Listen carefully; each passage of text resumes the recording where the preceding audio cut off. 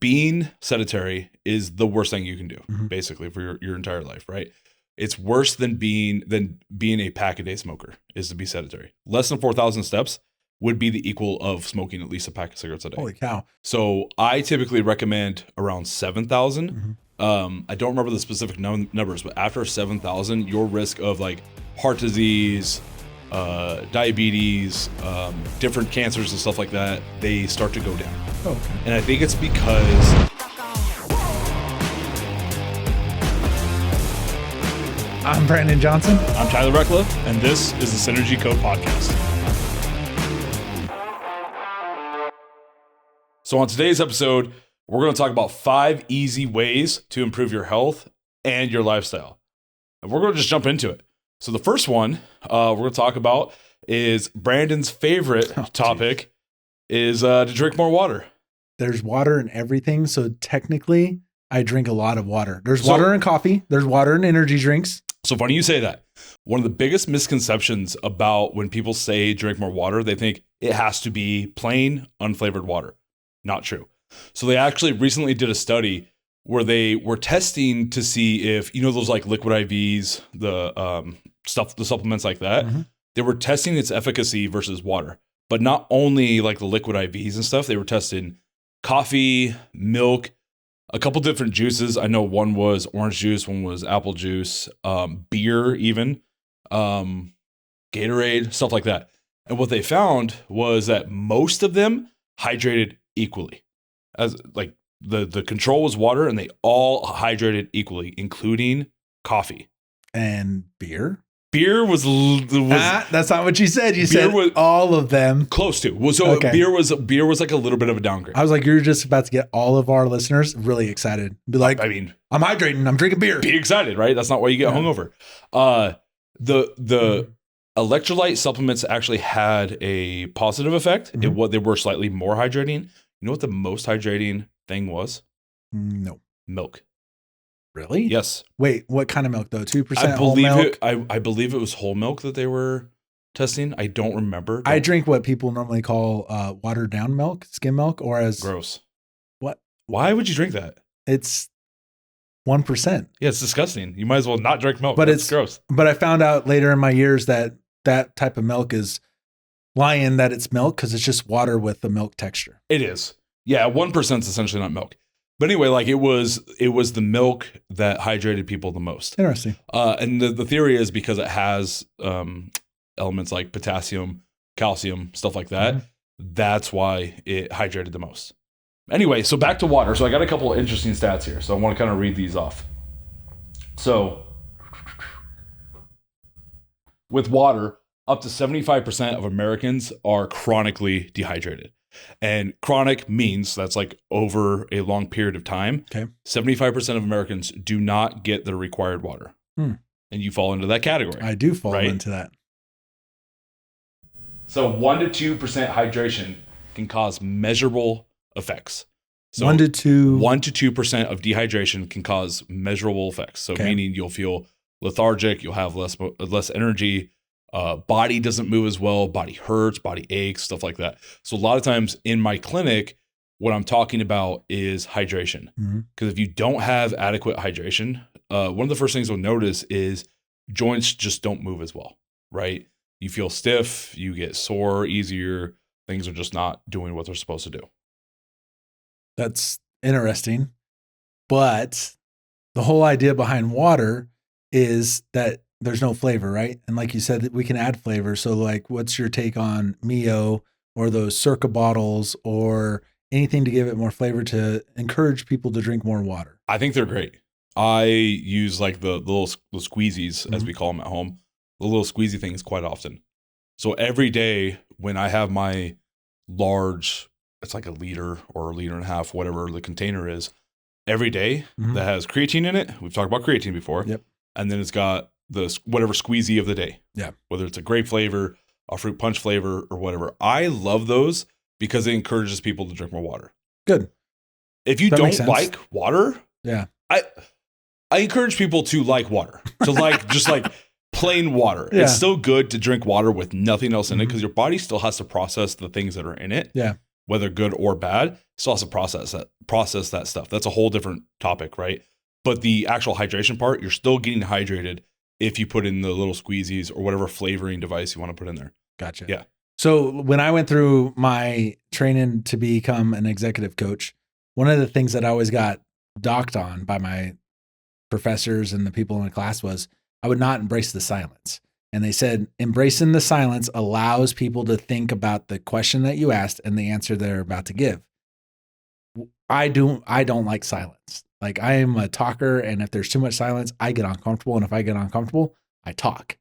So what I was told. So is that the same for your water? You don't like boring water? I don't like boring water, right? Yeah. Because it's not exciting in a cup. That's why I like to add things to my water, like coffee grounds to my water to drink coffee with a splash of creamer. You put it through, you ever heard that it's a meme or TikTok or whatever? It's like, yeah, I drink water, but first I run it through the Yum Yum machine. The Yum Yum machine being the coffee machine. Exactly. Absolutely. Yeah.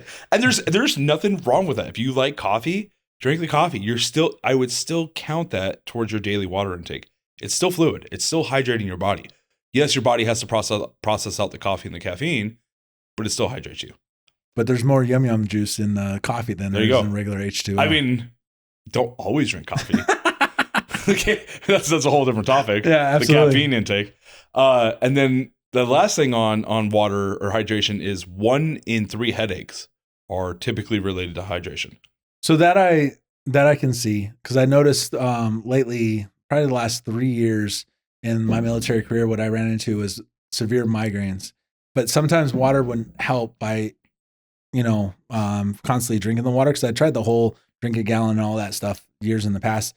I just got bored of it, I guess you can say. But I have noticed that when my intake in water is more, then my migraines are less severe or hardly ever happen. So that's a good fact. And there's a lot of different mechanisms that play into that. But what I notice a lot inside my clinic is that there's certain muscles in your neck, right, that contribute to headaches. One being, like, in layman's terms, the erectors that go up and down your back, those attach to your skull, up to your neck, right? And then, your traps attach up there. When those get tight, they cause headaches. Those seem to get tighter with more dehydration, less hydration, right? So I think that contributes to it. Plus, like I said, it doesn't move as well. Your brain is a lot of just fluid, right? So obviously, if you don't have enough fluid, I'm sure it has something to do with that as well. But a lot of times, like, if my wife has a headache, how much water did you drink today? How much water, yeah. And instantly she's like, yeah, I haven't had any. Yeah. Or I've only had a glass, right? So how would you encourage people to drink more water? Yum Yum machines. Yum devices. That's honestly, like, that is my favorite thing, is because if you don't like water, you're not going to drink plain flavored water. And I encourage, again, just like you, I encourage people to go towards the plain if you can, right?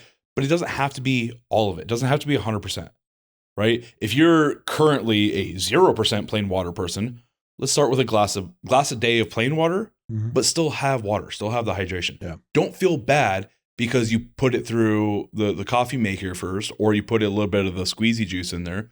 Don't feel bad about that. That's still hydration. It still counts. No, that makes sense. Yeah. So that was your tip number 1. What's your tip number 2? So tip number 2, and this one is probably the one I'm most guilty of, is steps, is getting in daily steps. And there's really, really good research that correlates all-cause mortality, meaning every disease, every way you can die sort of thing, to a lack of steps, lack of movement. Okay. So they found at 4,000 steps, just 4,000, greatly reduces all-cause mortality.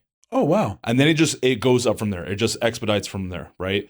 So I typically recommend around 7,000. I don't remember the specific numbers, but after 7,000, your risk of, like, heart disease, diabetes, different cancers and stuff like that, they start to go down. Oh, okay. And I think it's because being sedentary is the worst thing you can do, basically, for your entire life, right? It's worse than being a pack-a-day smoker, is to be sedentary. Less than 4,000 steps would be the equal of smoking at least a pack of cigarettes a day. Holy cow. You remember when the Fitbits came out back in the day, and there was that big movement for challenges and 10,000 steps a day and all that? At first, me and the wife, we got those Fitbits and we challenged each other. I think she was at that time, she was pregnant with my second or maybe my third kid. And so we were just walking a bunch and I was like, 10,000 steps a day is easy.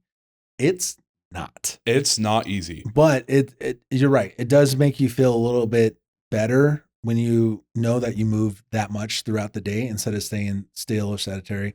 Like you said, in the aspect of those amount of steps, even 1,000 is good, like a good baby step to just change something. Well, 1,000, like if you're only getting 1,000, like you're not moving at all. Mm-hmm. That's like off the couch to the fridge and back a few times a day, right? It doesn't take a lot to get that much. I mean, a lot of people can be sometimes, right? So even for me, where I have a very active job, I'm on my feet most of the day. Yeah. I still average probably 4,000 steps a day. Nice. I'm not moving a lot. I'm on my feet, but I'm mostly stationary, right? I might be moving my upper body, my torso, but I'm not getting steps. Gotcha. So I just at 5 to 7,000 steps a day can lower your can reduce your risk of all-cause mortality by up to 70%. That's awesome. Which is significant. That's very significant. For something so minor to do during the day. Yep. Yeah, it's one of the easiest things you can do because anyone can do it. Mm-hmm. It doesn't cost you anything to do, right? Yeah. And just doing that, so it's good for not just your physical health, right? It's good for your mental health too. Mm-hmm. Like if you ever went for a walk just to clear your mind, and it works, right?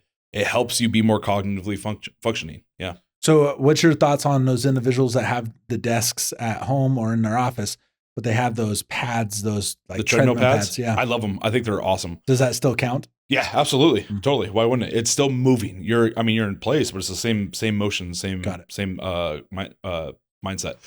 What I usually tell people is to get a sit-stand desk, right? That's the first thing because, again, not moving is the worst thing you can do, but don't just stand all day either because you're going to have different symptoms, different effects, right? So it's change it up. But if you have one of those walking desks, that's the absolute best thing that you can do, I think. Walking and drinking water is such a good, easy, positive thing. Why do you think people don't do it as an easy activity during the day? And the reason why I asked is because I saw something on X the other day of comparing 2025 to 1950. And if you look at the people in 1950, there was hardly any obesity. So our grandparents, hardly any, and they smoked, they drank, they did everything. Now I know a lot of it has to do with the food and the processes of the food and the accessibility to fast food, but it's fatty food. But why do you think people don't take the initial action for just drinking water or just getting those 5,000 to 7,000 steps? So it has a lot to do with overly processed stuff, right? Because not to pick on you, but your case, for example, is like you don't like plain things. Yeah. So once you've been introduced, I have a sensitive palate, Tyler. Sure. Yeah. Adult palate. So once you've been introduced to things that taste good, right? It's hard to go back. It does rewire the brain, right? Not only that though, if you look at, everyone looks at the invention of like overly processed food, that's when obesity really started to skyrocket. That and the invention of the automobile. So if you look at that, if you look at all obesity and when the automobile was invented, it kind of went together because what you saw was now you had these subdivided sections of the city. You had a residential subdivision, you have your commercial, you have your industrial, right? And people had to drive to these things now. Our modern world is set up for vehicles, okay? If you look at, so a lot of people will say, hey, when I go to Italy and I eat all the bread and pasta, I don't gain weight. You know why? It's because they're constantly walking. Those cities are set up for pedestrians, not for automobiles. And everything is integrated. Your commercial, your retail, your residential, it's all in the same space, right? If you live on a street, just down the road is your bread maker. Down the other way is your, cheese person, and the other way is a butcher, right? So you have to, it makes more sense to walk or bike than it does to drive. So that's part of the problem too, is we just don't have enough steps in the day. That's true. This is another, just for example, if you increase your steps 2,000 steps a day, that's it. From wherever you're at, let's say you're at 4,000. If you go to 6,000, that is a 10% decreased risk in like heart disease. Oh, wow. Yeah. That's good to know. Yeah. There you go. And that's something easy to accomplish in the It's easy, but you have to be intentional with it. Yeah. One of the best tips I give for people trying to increase their steps is to base it around something, make a habit out of it.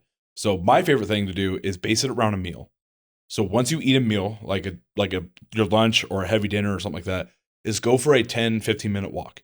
You're going to increase your steps and you're going to help with digestion. A lot of people that have issues digesting is because they eat and they sit down on the couch and your body has a hard time digesting because you're closing everything off, right? And gravity helps you digest, right? So when you go for a walk, you'll digest easier. You'll have less GI distress, right? And in turn, you're increasing your steps too. Wow. And it's a nice way too, if you can make a social habit out of it. You go for a walk with your wife, right? Put the phones away, put the distractions away. Now you have a 10-minute conversation, true conversation. Yeah, but the problem in my subdivision is I'm a chatty Cathy and I invite everybody to my cul-de-sac for Fire Pit Saturdays. There's also that, I'm sure. And my neighbors are like, you need to stop inviting everybody because you invite everybody. And I put it on Facebook. I'm like, hey, we're having a fire pit. Bring the kids. We got s'mores and the alcohol for the adults, and let's just have fun. And we'll be out there until 2 a.m. Seriously? Yes. And it was funny because it took me probably 3-4 Saturdays of me sitting out there by myself before my neighbors were like, what is he doing? And then they would ask me and I would be like, oh, I'm just out here trying to encourage you guys to come out and hang out with me. And so finally it became a thing and we stopped doing it for a couple months because, life happens and stuff. But yeah, with the summer and stuff, we're going to pick it back up. But the funnest time is like Saturday nights in the summer. Dude, it's my favorite. You need to see Fire Pit, and you'll see it Saturday because we have a poker game this Saturday. I did my backyard, got it all set up. I have lights that are strung across like the yard and stuff like that. Oh, cool. With the fire pit out there. I'm also going to get a projector to do outdoor movies. Heck yeah. I want to do outdoor audio and everything. That's going to be cool. That would be really cool. Yeah. So the poker is going to be outside? I want to check the weather that Make sure day. it's not too hot. Well, I think it'd be better outside than in the garage. Oh, yeah. But I don't want to be windy or rainy. That's true. Can't play in the wind. Definitely not. That would kind of suck. Another way for you to cheat, to try to win. I mean, I'm going to win anyway. No. Save your time and your money. Just give it to me. Yeah. So it's been a while since we've done a podcast, I feel like. Yeah. We've kind of been away, been busy and everything. You were busy down in Salt Lake a couple weeks ago. Yeah. No, with that your was summit. Yeah, that was awesome. The Ideal Life Leadership Summit.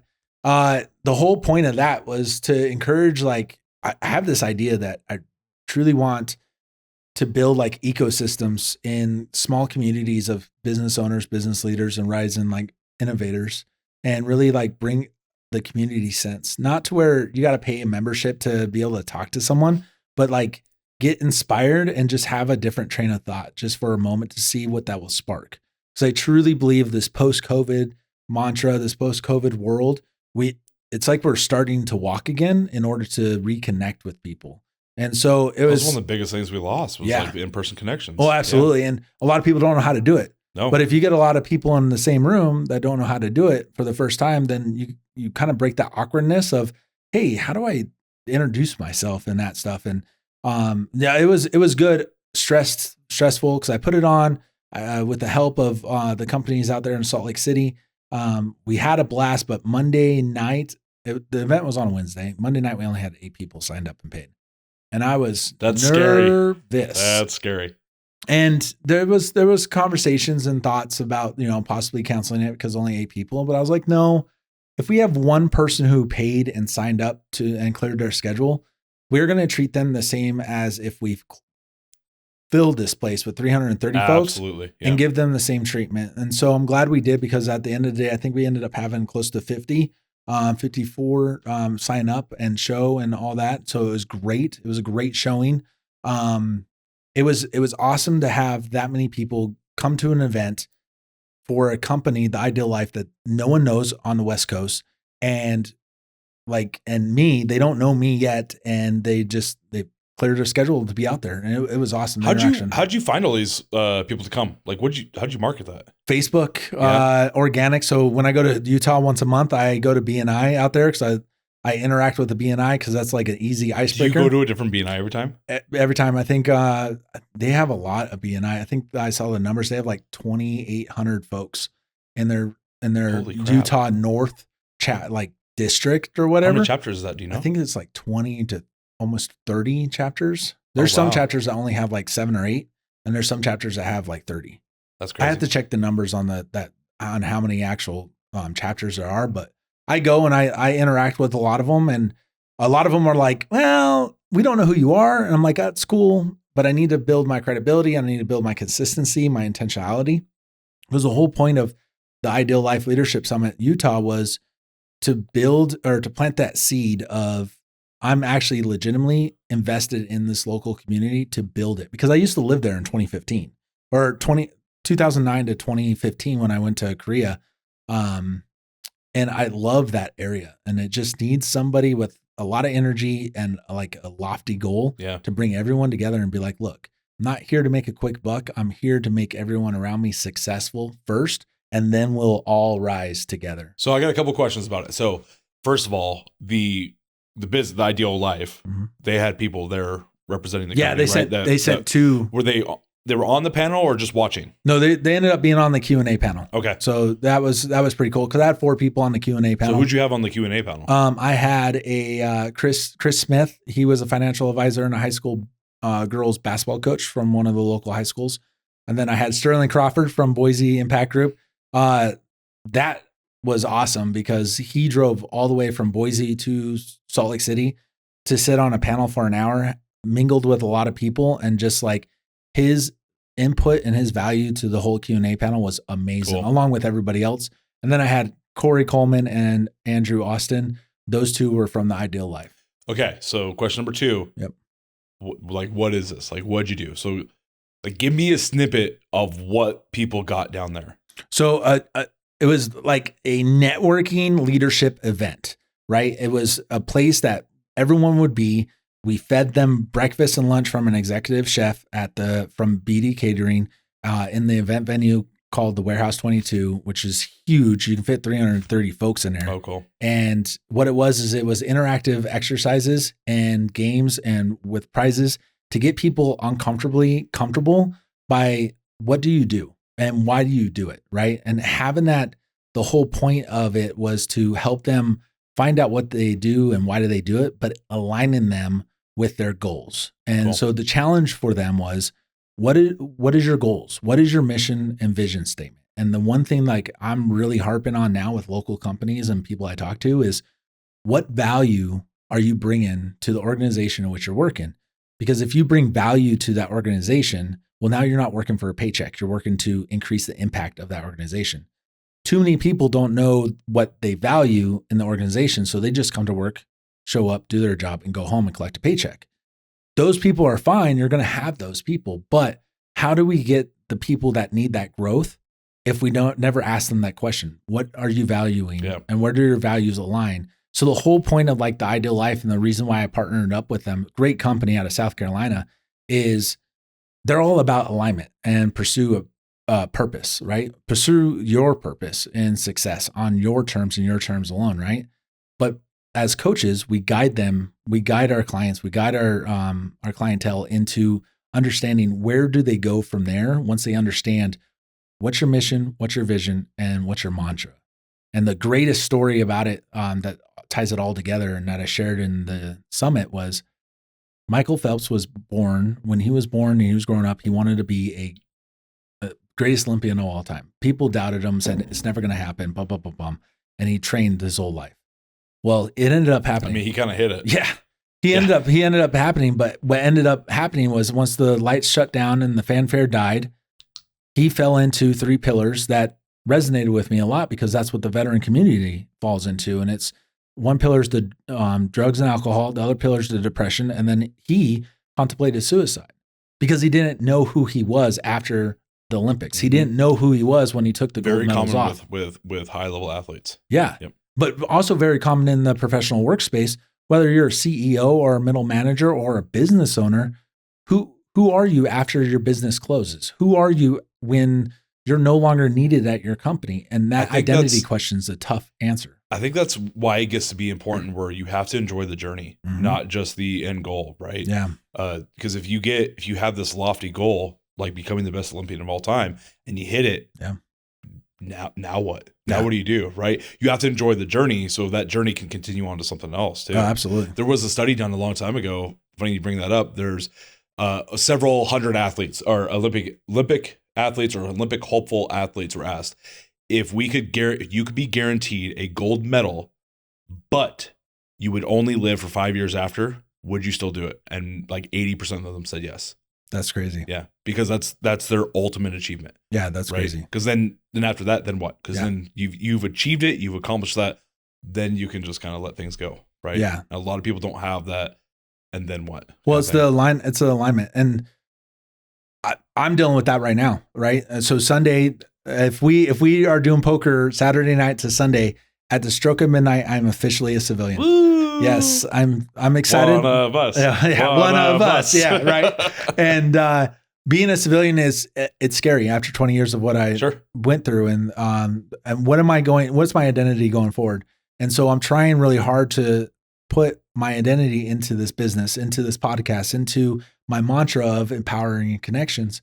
And that's why like the ideal life, their alignment, their pursue purpose message is so resonating with me, because I seen my buddies fall into those 3 pillars so easily because no one's ever there to help them out. Mm-hmm. And what sucks is, from a military standpoint, we get all these programs and all this money thrown at us, and they're like, well, if you throw more money at it, they're going to be better. We give them this, we give them that. And it's like, from my standpoint, I don't want money per se. I want a hand up. I don't want a hand out. Right. Help me work on my human skills so I know how to reintegrate. Make that money yourself. Yeah. And to reintegrate into the civilian world. Yeah. And that's why I'm so passionate about like the program that I created with my buddy Brett from South Carolina, is the Thrive in Transition, is helping veterans separating and retiring thrive in the transition of becoming who they want to be in the civilian world. Because we're no longer told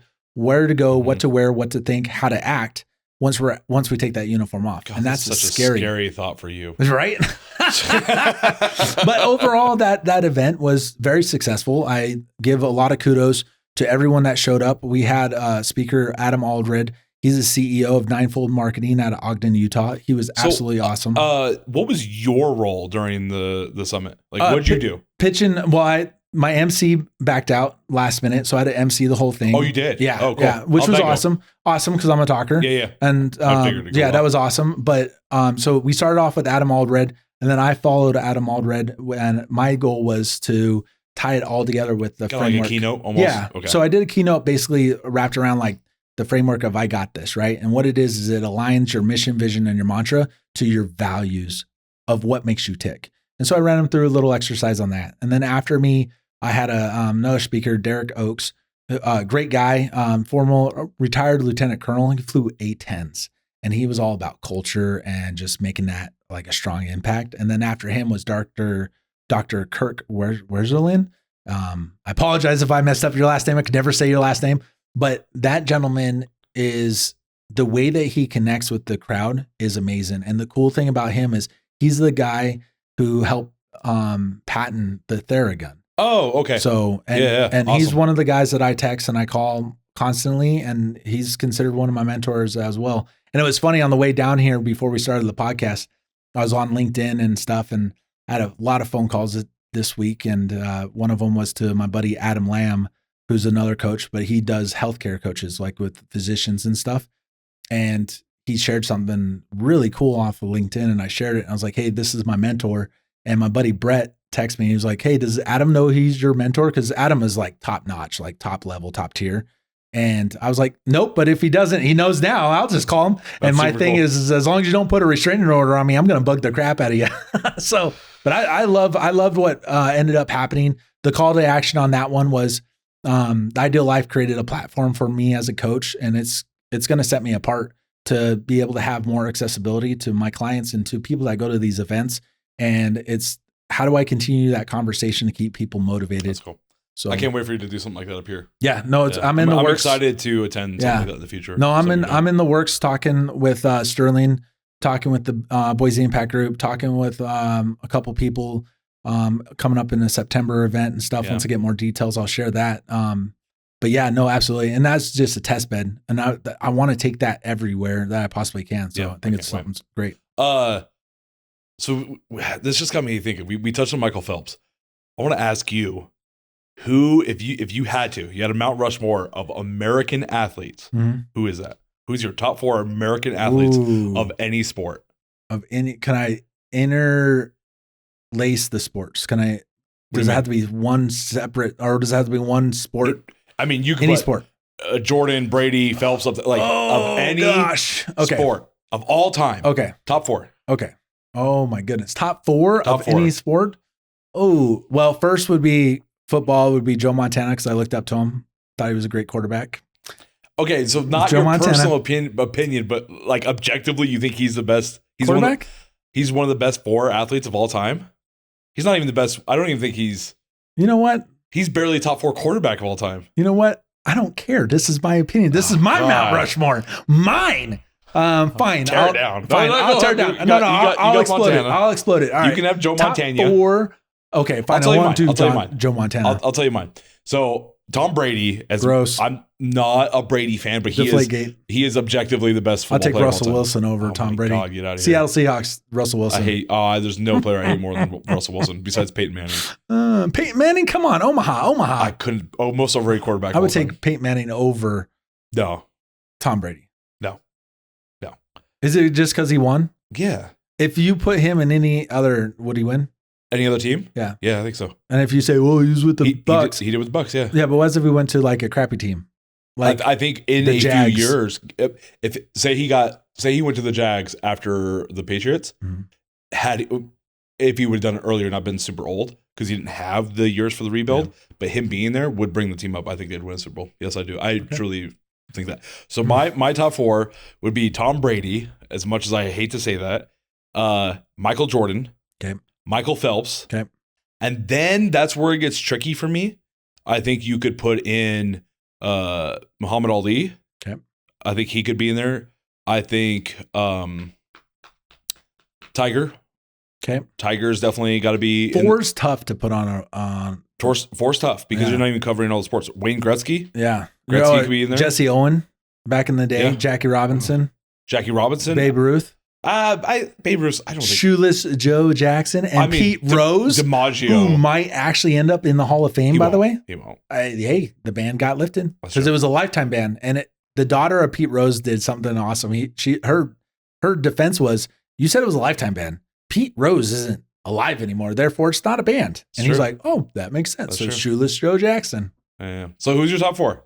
In your mind. Okay, so realistically, I would have to go that come to my brain is I would go Larry Bird, Magic Johnson. No, this is my mountain again. I can't take this. Ken Griffey Jr.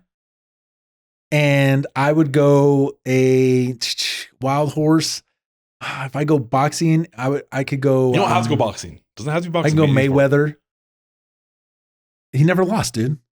Mayweather never lost. He never fought anybody. Okay, so let me ask you. He fought an old Pacquiao. If that's your defense, if you win a national championship or if you win you can't put Mayweather. No, listen, if you can't win, put Mayweather over Muhammad Ali and Mike Tyson. But listen, okay, well, Mayweather never bit anybody's ear off. Even better. Okay, protein. Muhammad Ali, I would say that, but you already said him, so I'm not gonna. You can have. Still, you can, but you I'm can not gonna. No, this is my mountain. And now your mountain will be next to my mountain, but my mountain will be bigger because it's my mountain. But anyway, if you were taking a competition or if you were putting yourself in for a prize and you were the only one that submitted and you won, would you say, well, yeah, I'm the national champion in XYZ, but nobody else submitted for it? I would. So would you diminish the award itself? Really? Yes. I've done. You know how many awards? Strongman. But you know how many awards I've won in the military because no one else submitted to them. I'm not going to say because but it's been a lot because people are lazy to submit. But in that aspect with Mayweather, you can't hate the man because he knows how to make money. Yes, hate the game, not the player. So you've got Larry Bird, Magic Johnson, Floyd Mayweather, and Ken Griffey Jr. Yep. And I've got Michael Jordan. Yep. Tom Brady. Yep. Michael Phelps, and I'll just go ahead and finish it out and put Muhammad Ali in there. Actually, you know what? I'm going to throw Tiger Woods, not Muhammad Ali. I'm going to throw in Tiger Woods. Okay, here's what I want from everybody. I want to have everyone vote in the comments who had the best Mount Rushmore. I have the crispest George Washington for you, mailed to you by me Awful. to vote for me. I don't think a buck's gonna win you out of this one. Okay, so so I think I've told you I've been doing PRP on my shoulder. Okay, right? Did I tell you about that? So PRP is platelet-rich plasma. Do you know what that is? No Are idea. you ejecting stuff into yourself? I'm not, but other people are. Yes. So what they do is they take your blood, they draw your blood, right? Put it in a vial, and they put that in a centrifuge machine, spin it around, separate the plasma from the red blood cells and everything. Then they put it back into whatever area of concern you're having. So for me, for example, PRP. Okay. PRP. So platelet-rich plasma. I've technically done PPP was the first one, which is platelet poor plasma. Yep. And then I've done PRP. I've had my second treatment on that. My shoulder is so much better now. It's moving so well. Because before, like that was my range of motion. Mm-hmm. Now I can like reach all the way up with like no pain. That's cool. Yeah. I just do jumping jacks and burpees. No, it's fantastic. Well, I don't do burpees. But so do you know what? Do you know why they do it? Do you know what happens? Absolutely. You have no idea. So PRP, it's like a general contractor of your body. So that's what the plasma does. It goes in there and says like, oh, this is wrong, that's wrong, and it puts the blue tape mark up. Yeah. And then your body goes through and heals it all. Oh. So like if you had, let's say you had a bad shoulder, and it's a chronic injury, every day your body's sending 10 units of whatever it is to heal that shoulder. Okay. It's sending a little bit every day. It's just not enough to heal it. So what PRP does, instead of sending 10, it sends 10 million. Oh. So it exponentially gives it more resources. It actually causes inflammation. It's inflammation causing, which is good. Inflammation is healing, right? And it just heals the crap out of whatever joint you're doing. Yeah. Did not know that. It's fun. The first one. How long is the process? I have 2 more treatments. So I do my next one next week, which will actually be A2M. I don't remember what that stands for, but it's a protein globulin, which goes in and actually wipes out all inflammatory markers and basically cleans the shoulder up. You say A2M or ATM? A2M. Yeah. That was not where I thought you were going with that. No, A2M. ATM. But anyway. The nurse that did it on my last injection, he said that most clinics are moving towards A2M only because of how effective it is. What's the average cost for that type of process? And how long does it typically take? Typically take to do the whole process, or I think it's, I don't know that for sure. I think it's, depends on the person. Gotcha. I'm doing 4 total treatments. The price, I mean, it can be pretty pricey. Usually it's not covered by insurance. The A2M alone could be a couple $1,000s. If it's helpful though and it heals you, why would insurance not cover it? Because insurance doesn't want to cover things that help you heal. You mean to tell me insurance doesn't want to be in the business of helping people? They want people to be sick? What? Yeah, they like to treat, not heal. Yeah, so that's part of the issue. That's crazy. But it's super cool, super fascinating. Yeah. So you remember before I told you I did a class with a friend of mine? We did day 1. Yes. We did day 2. This is the class that you put together. Yes. Okay. Yes. So we've figured it out. We finished presenting it. We did figure out that it is a 2-day class because we did day 2 on Sunday, and it was awesome. It was everything I thought it could be and even more. And the people we had in the class absolutely loved it. They even said it was better than most of the material they've got at school, at their base school, which is like a 9-month program. Holy crap. Yeah. That's awesome. How many people did you have in your thing? We just had 2. It was kind of a dummy run through, kind of a guinea pig run through to figure out like, is the information good? Yep. What's our cadence on it? What's the time frame on it? Is it 2 days worth of material? Is it 7 days? Right? Was it well received? It was very well received, and we want to keep it 2 days. It's hard to do. I think we could easily make it 3 or 4 days. Oh wow. Okay. Yeah. I wish we would. I almost think we might do 3 days because of how much material we didn't get time to cover. So are you trying to do this, like offer it to people after they get out of class, or a supplement to the course? This will be meant for, initially it's meant for my onboarding process. Okay. So when people come to work for me, when I hire somebody new, they'll eventually within like their first 6 months have to go through this curriculum. Gotcha. Because it teaches them how to be a genuinely good sports massage therapist, not just your average therapist, but a sports massage, deep tissue massage, pain relief, corrective massage therapist, right? And then eventually, once we do this a couple times and make sure it's where we want it, then we will bring this to other therapists that want to take it for continued education units, Mhm. and then we consult to other therapists. That's awesome. Yeah.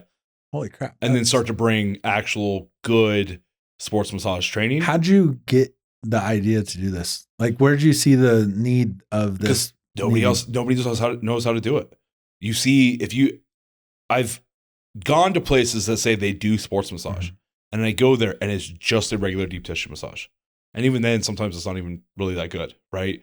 And so I saw there was a need for it. Nobody knows what sports massage really means. And so that's what we were trying to change. We're trying to introduce what it actually means to be a sports massage therapist, not just a deep tissue massage. So what's therapist. a dumbing down definition of what a sports massage therapist is? So sports massage would be specifically the biggest idea is that sports massage uses movement, right? A lot of movement.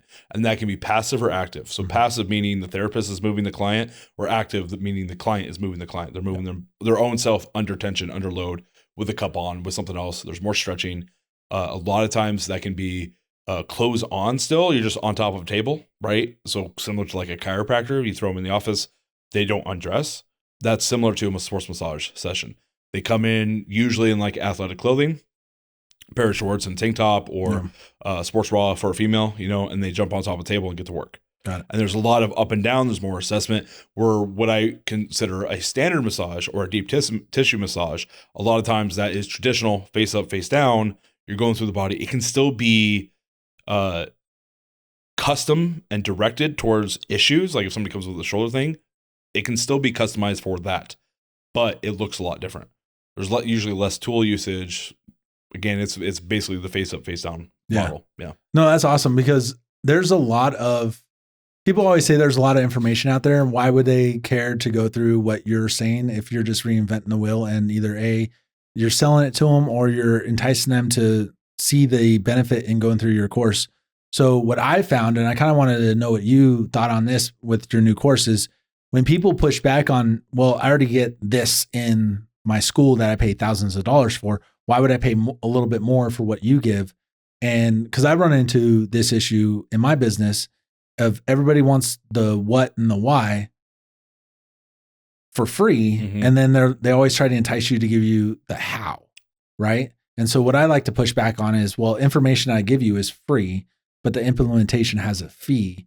And the fee is not just strictly a financial fee, but it's an investment of time, energy, and your input to make it even better. And I think when we approach people like that, in the case of your school, new class, I think it's kind of offsetting to a couple people, because they're like, well, I don't know how to respond to this because this isn't how I'm wired to understand what you're trying to get. Well, a lot of people too, like if you don't keep learning, you're going to be stagnant. You're never going to be the best. You're not striving to be the best, and you won't get those higher end clients. Well, they'll simply say, I can go on YouTube and watch YouTube and be like, well, I can listen to a TED Talk, because I get this all the time. What you're saying, I can get from a TED Talk, or I can watch Grant Cardone or Tony Robbins or Simon Sinek, The Golden Circle, all that great fun stuff. But so why would I pay you money to really value my goals and align my vision? And it's simple.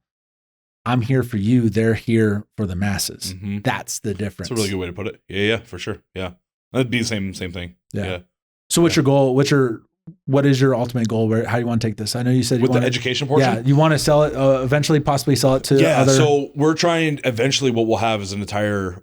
I don't know how far this will go, but eventually we're going to have multiple courses that could lead to its own schooling someday. Cool. Yeah. So that's kind of. We just want to educate people on what good massage looks like versus just your standard run of the mill stuff. So what's the hook?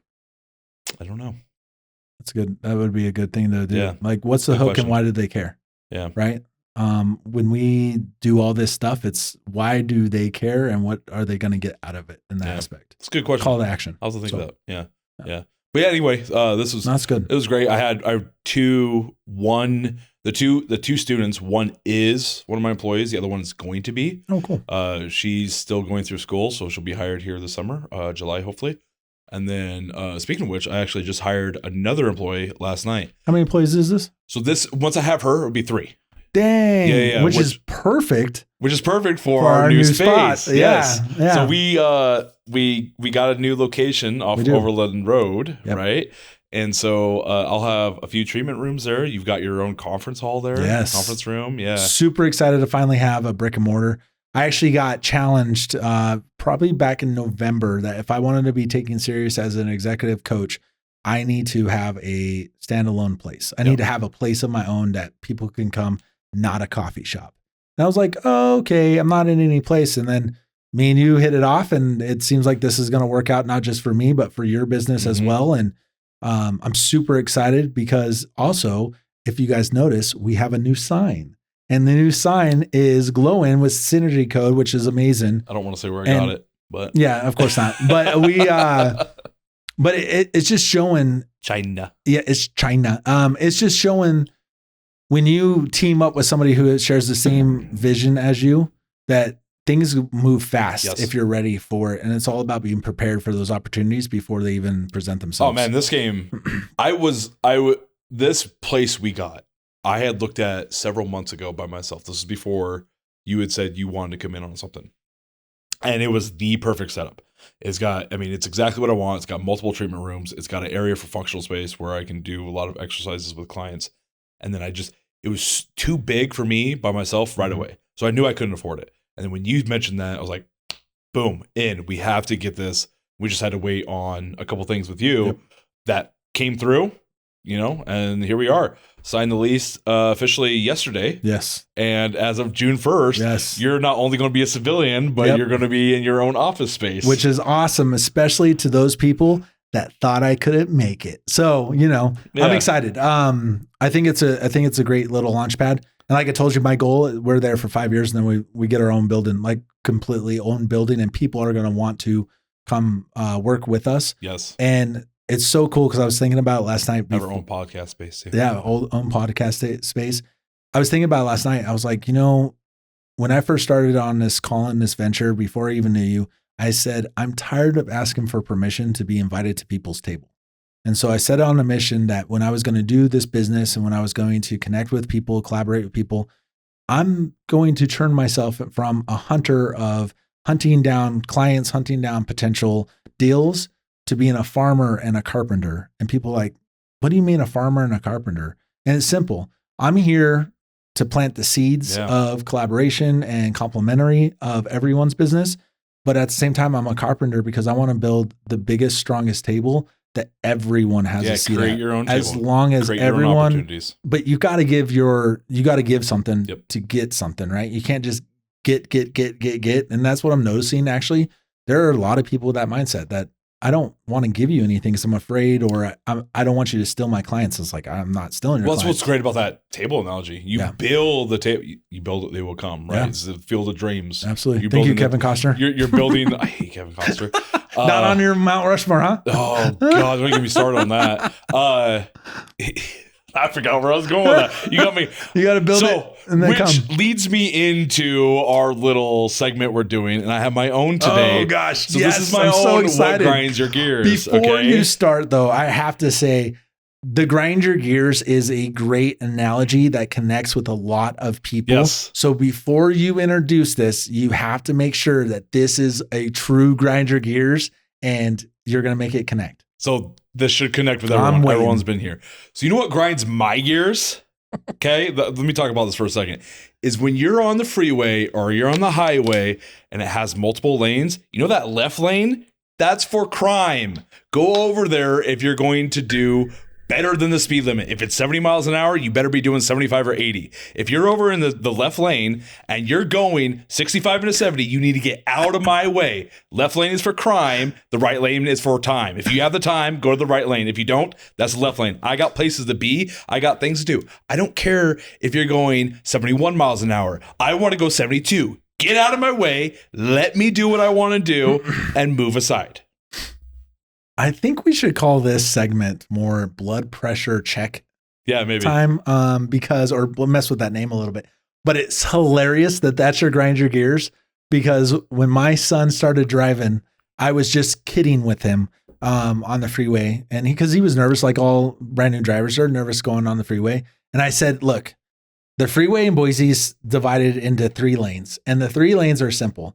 the right lane is 65 miles an hour. The middle lane is 75. And the left lane is your 85 plus. And so I didn't think he'd really listen to me because he's a teenage boy. Because they don't listen. Yeah, they don't listen. And we were checking Live 360, the little app, because we got notified that he was going fast. And I was like, okay, whatever. And he was going 85, 87 miles an hour. I was like, where the hell in Boise is he driving 87 miles an hour? So me and the wife waited for him to get home. And we're like, where were you going at 87 miles an hour? He goes, I was on the freeway. I was doing what Dad said. And I said, whoa, you actually listened to me? And he's like, yeah, you told me 65, 75, 85 plus. Smart And kid. I said, what would you do if you got pulled over by the cop? He goes, I look at the cop and said, my dad told me 65, 75, 85 plus. And I was like, you gotta be kidding me. Hopefully he continues that with the rest of his life. What, blaming me? Yeah. No, I hope not. Good. You're a good scapegoat. I'm a good scapegoat. I like it. No, that grind your gears is pretty good. It resonates a lot, especially with like coming here. People, I don't understand why people go so slow in the left lane when they know that the left lane is. It drives me nuts. Drives me nuts. It grinds my gears. It grinds your gears. Yeah. I want to take a quick moment to thank each and every one of you for listening to the Synergy Code podcast. If you could do us a small favor and comment, like, and subscribe on whatever platform you're listening on. As always, we're going to try our best to bring you engaging and entertaining content. So thank you, and let's get back to the episode. So I want to get back into our 5 tips today. Okay. So tip number 3 is going to be decreasing your stress. Okay. And so that means to the ways you can do that, meditate, decompress, whatever that means to you. So stress is linked to 80%. Stress alone is linked to 80% of all doctor's visits. Really? Yes. Like stress on the bones, stress on the muscles, or just stress overall? Stress. So your body does not know the difference in types of stress. So a really good point. A lot of people always point out like, oh, they'll be stressed at work. And so they go to the gym and they hammer themselves in the gym and they think they're decompressing. They might think that for the time being, but your central nervous system doesn't know that. So if you have a high stress job, right? Say you're a police officer or a firefighter, right? And you were in a high stress environment, right? That day. And then you go work out and you just hammer yourself and you're not doing anything to help yourself recover. Yeah. Your body doesn't know the difference. That's just stress. That adds up over time. So the higher amount of stress you have, the higher cortisol levels and stuff like that, it adds up. It causes a lot of all cause factors. Which will increase the doctor's visits. Yep. By 80%. 80% of all doctor's visits are related to that. What about those that will push back and say, well, there are multiple types of stress. There's like good stress, bad stress, and semi-okay stress. So there's no such thing. Stress is stretch. Stress is stress. Too much is too much, whether it's good or bad or otherwise, however you look at it, right? You can look at it as like the motivation standpoint, like we're stressed now. We just signed a lease for a new building, right? Oh, I'm not stressed. I'm stressed. I'm very much stressed. But that's still stress. Yeah. My body doesn't know the difference. That's socially, that's good stress. That's going to force me to really start grinding gears and get things going, right? Yeah. However, my body doesn't know that. If I don't take the time to decompress, my body will freak out. Yeah, I got you. Right? So there was actually a study done by the Mayo Clinic that if you took 8 weeks of any sort of, and this is right up your alley, any sort of like mindful practice, right? That will significantly reduce cortisol levels. Wow. Systemically, just generally speaking, right? So not like any one time, but if you take time every day for 8 weeks, do some sort of meditation, it could be journaling, it could be words of affirmation, whatever it is, take time to lower your stress level. It will help you throughout your entire life. So the one thing that I've been really kind of pushing out there on that stress level, and that's good that I'm glad that you brought it up, is the big lie, right? The big lie is that happiness is at the end of all achievements, all goal achievements, everything that you accomplish, you're going to be happy. You're not. Because if you only have the mindset to achieve your goal, you're going to get to that goal. And like we said previously, who are we next going forward, right? And that amount of stress, the mental stress is going to, like you said, like go throughout your whole body and really shut down your body. So how would you say would be the best way to push back from your industry, your experience, your perspective to push back against that big lie that they say, hey, if you achieve your goals, you're going to be happy? That's a good question. I'm not sure. I think it goes back to the journey, right? It's achieving the goal with nothing else in sight. Mm-hmm. And that's that A to Z. If you only have the A to Z picture, right, you don't care about B to Y. You have to care about A and B and C and D, right? Because once you hit that goal of B, you still have to get to C before you can get to Z. What happens when you hit the Z? Start over. You go back to A. So if, let's say... Well, not necessarily, because typically when people set goals from A to Z, they only end up going to like H, and then they stop because they don't have the discipline to keep going, right? Takes a lot of steps. And because they stop, they think that Z is too far out there, that they don't understand that, hey, if I took this into deliverable tasks, winnable tasks that I can celebrate every week or every 2 weeks, then that lie is a lie. Mm-hmm. But if I'm like, oh, my goal is A to Z, and if I never accomplish Z, then maybe that lie is true, and my happiness is at the end of Z, but I'll never know because I'll never get there because I always stop. Yeah. Well, think about it this way too. Like if you ever read a book or watched a movie about someone that was just on the top of Mount Everest, or someone that had any sports movie of all time, mm-hmm. right? You take someone that was a movie just about, hey, they won the championship. No, it was about how they got there. Yep. Right? It was that process of how they got there.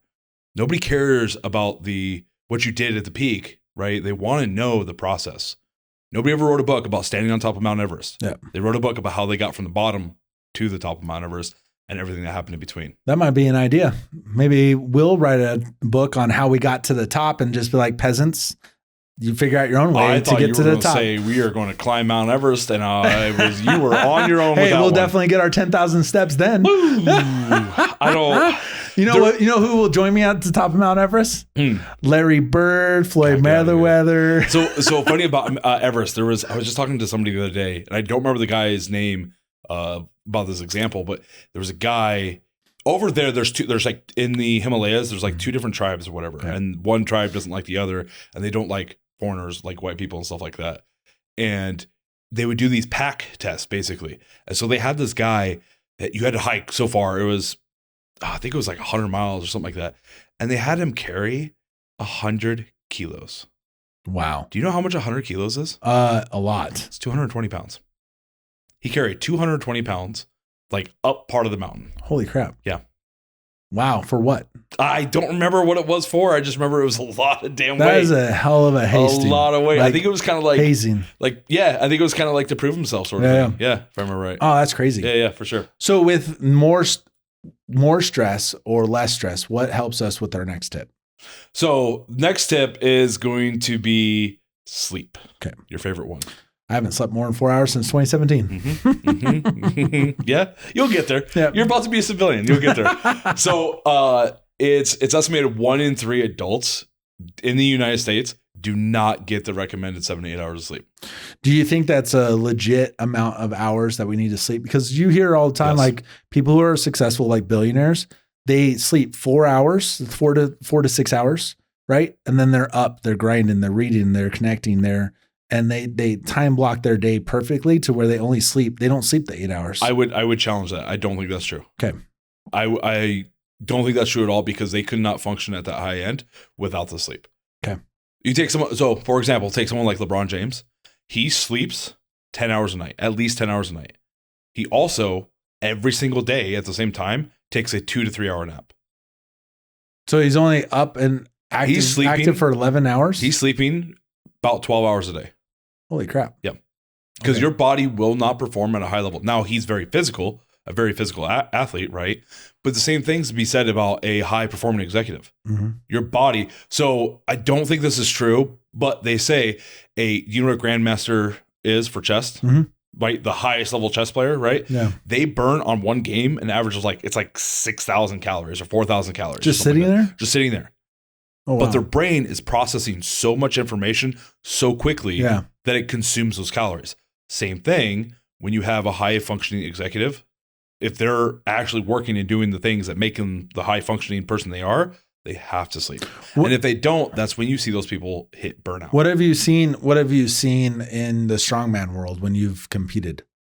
What do you mean? Like me personally? Yeah. Have you seen like Like with my own sleep or? with your own sleep or with anybody that you competed against, right? Oh, dude, if you, strongmen are sleeping 15 hours a day. Yeah. Not literally. But when I was competing in strongman, like I was getting probably 9-ish hours of sleep at night. Okay. Yeah. With a good probably half hour to hour nap during the day, depending on the training cycle. Because your body just requires so much sleep. Think about it this way, right? Why do we sleep? To reset, recharge. And so much more. Yeah. It's so much more complicated that all things happen when we're sleeping, right? Sleeping, think about it from an evolutionary standpoint.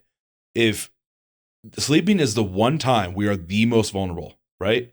You're sleeping, you're completely vulnerable. Think about it in in nature and stuff like that before we were modern times, right? When you slept, you were vulnerable to animal attacks, other tribal attacks, whatever it was, right? If there was a way for us to evolve out of that, you don't think we would have by now? That's a good point. Right? Because it's the most dangerous time for a human is to be asleep, or Yeah. any animal for that point. But we haven't evolved out of that. That tells you how important that is. We have to have the sleep. Otherwise, you're not functioning at full capacity. You might be accustomed to it. There's a difference between being accustomed to it and adapting to it. Doesn't mean it's optimal. I'm wondering now that you're saying about that, about my situation because I get honestly about between 4 and 5, sometimes 5.5 hours, but no more. Like it's hard for me to sleep more. Now I'll be up for like an hour and I can like doze off for like 15 minutes and then I'm up again.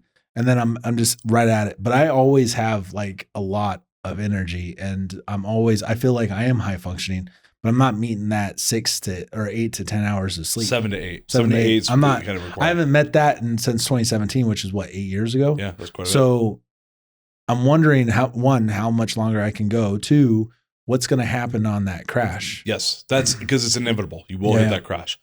But don't think about it that way. Think about it this way. If you're this high functioning now with 4 to 5 hours of sleep, what would you be able to accomplish with 7 to 8 hours of sleep? Well, I'll be able to accomplish less because I have less hours during the day. Not necessarily. Think about it this way. So you know what Google does? What? Have you ever heard of like Google's workspaces and stuff like that? They've got beanbag chairs, foosballs. I mean, they've got everything to entertain yourself. Yep. You know why? Why? Because they're more productive that way. If they have the chance to separate and decompress and like chill out for a little bit, maybe take a nap, they're more productive in an 8-hour day by only working half that day or 3/4 of the day because they have that time to go decompress than they would be if they were just on task for 8 hours. See, Twitter had that before Elon bought it and then threw out everything, including the kitchen sink. And then he fired 80%. Well, he didn't fire, but he encouraged 80% of the workforce to quit, which they did. And now they're actually more functioning. You're going to have those people that take advantage of that, right? For sure.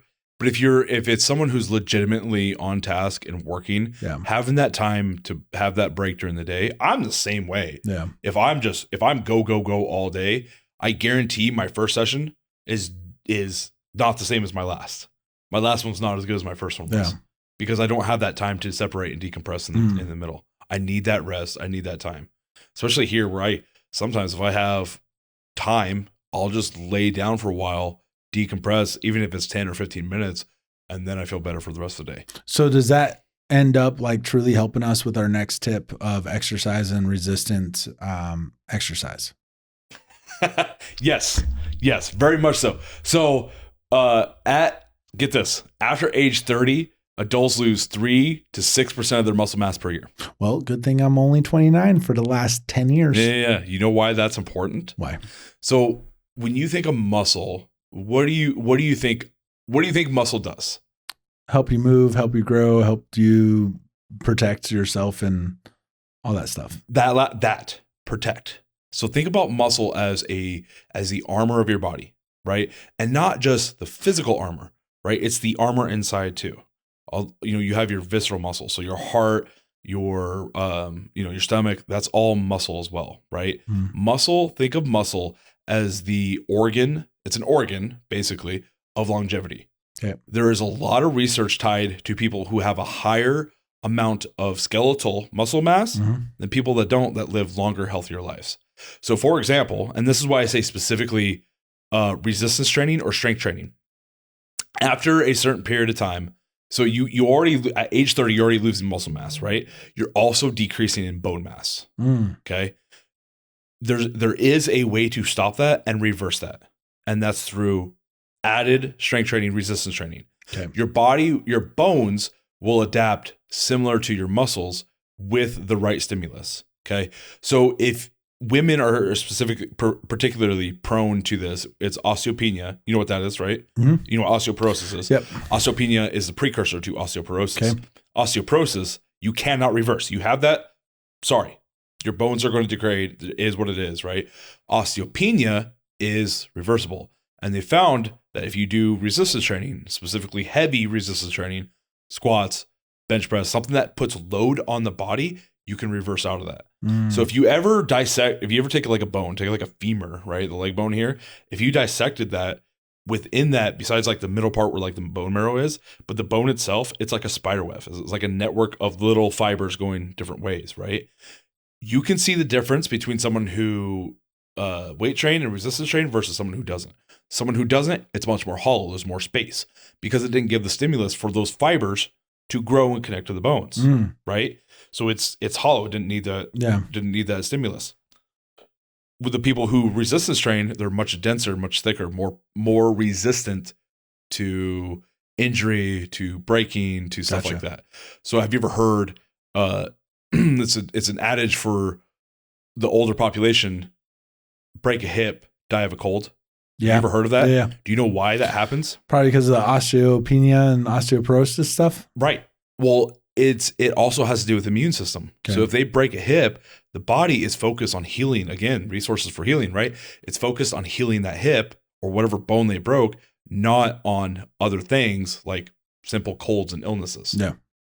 So that's why you have the older population that if they haven't done anything, haven't stayed active their whole life, they're more prone to these things. That's interesting. I like how you kind of tie all of those in together for it to be very important for people to understand in the most simplest ways, right? Because a lot of it is how do we start and how do we finish without being distracted in accomplishing what you shared today? Say that again. The things that you shared today, it's awesome to be Yes. able to simplify it in order for us to understand it.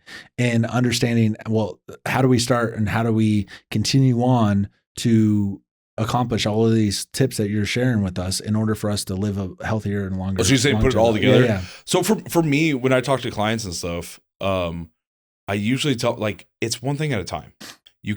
Don't take all 5 of these tips and just run with it, because just like saying A to B, C, you stop at H, don't stop at H. And you're only going to stop at H because you're putting too many things together. Yep. Go from A to B, go from B to C. Don't go from A to F. Go one step at a time. It's the same thing. Take one of these steps and implement that right away. And actually we can end that today's episodes there, is take one of these 5 tips and implement that into your life sometime this week. It can be drink more water, decrease your steps, or decrease your stress, not your steps, increase your steps, and do one of these things and see if you can submit that into your lifestyle and become a habit. If you do that, you live a healthier, longer, happy life than you did before.